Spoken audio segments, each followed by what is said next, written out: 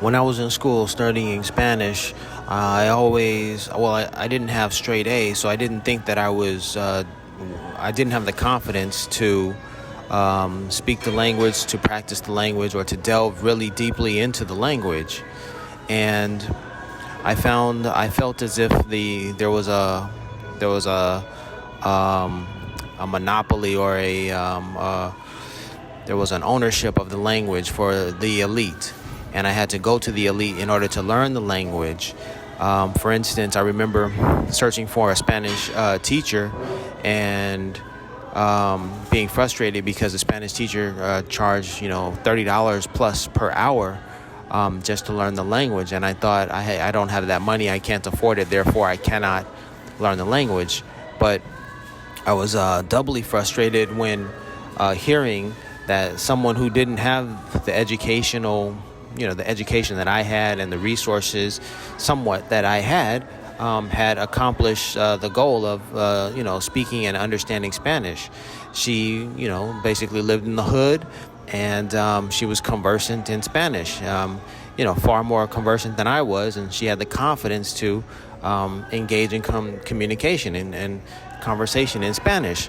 And so that, perplexed me. Why is it that, she could do it with less resources than I have more resources, and I can't do it?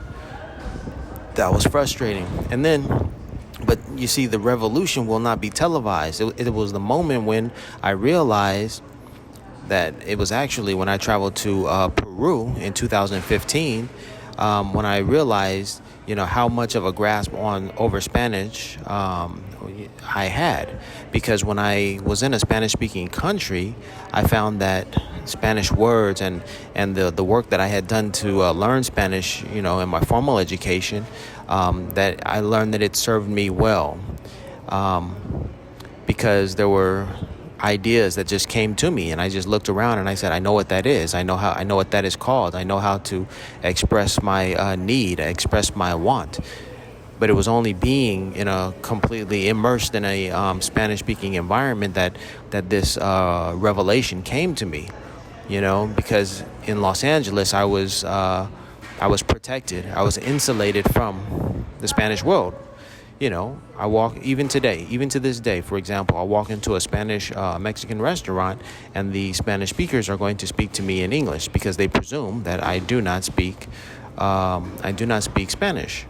And so that's a block. That's an insulary experience, and it reinforces this idea. Well, you are an English speaker, and all you need is English, and it doesn't give me the opportunity to practice, that language.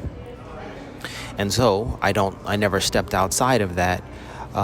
Stepped outside to say, hey, I need to force myself to practice this language because English was so readily accessible, and they were readily willing to use English with me. So it's a struggle for me when I walk into a Spanish-speaking establishment today, and I have to forcibly use Spanish, and it's a challenge because they fight against me to just speak English to me. But then at some point they capitulate, they acquiesce, and they realize, all right, well, he wants to speak Spanish, so they come back, they return. They rally with me in Spanish, and it's like, finally, I had to do all of that work, to get that whole experience. And I wasn't, today I'm more intentional with my Spanish speaking in Los Angeles. But as a youngster in Los Angeles, I wasn't so intentional. I was wayward. If their effort or their energy was in speaking English, then I just followed, and I didn't see it as me losing the opportunity to speak Spanish. It was just, I'm just going to get this food or whatever, and I'm just going to keep it moving. But these days, I want to practice my Spanish. I want to engage more. So anytime I'm in a Spanish environment and I don't have the opportunity to speak Spanish, then I feel like I've lost, because they are using their English. So that's just a little tidbit there. But as far as the language goes, and the experience, and Lost my train of thought. Okay, I think I got my train of thought back. Something to the effect, it felt when I was younger, I believed that the elites had control of the language, but what I realized in Peru is that the languages of the people. The people have the language, and so um, the academic study and academic learning, reading, and even paying for lessons, has its place. But there's also great value in the practice of using the language in your everyday situations. That is when there is, so much value. There's so much value in that experience, because that in doing that, the language lives. And you have to, breathe life into the language in order to reap the benefits, gain the value, or to see the improvement, see the progress that you've made in studying the language. And what else do I want to say? And I guess I want to end with language and identity. Yes, language, can identify a group of people. Language can definitely be, an identifier, but also, one's identity is not only wrapped in one's language, because all of humanity, we are all Africans. So millions of years ago, all of our whole species, all of the people like us, all the human beings came from Africa. But in the shorter span of history, within the last 400-500, within the last 1,000 of years, people have come from or have settled in and have roots in different parts of the globe, and in different parts of the globe with different climates and different. There have been growths of different cultures, and so those different cultures use different languages. And so those different languages and different cultures and different lived experiences of the people, forges an identity. But at the most basic level, we are all one, and language is just a tool.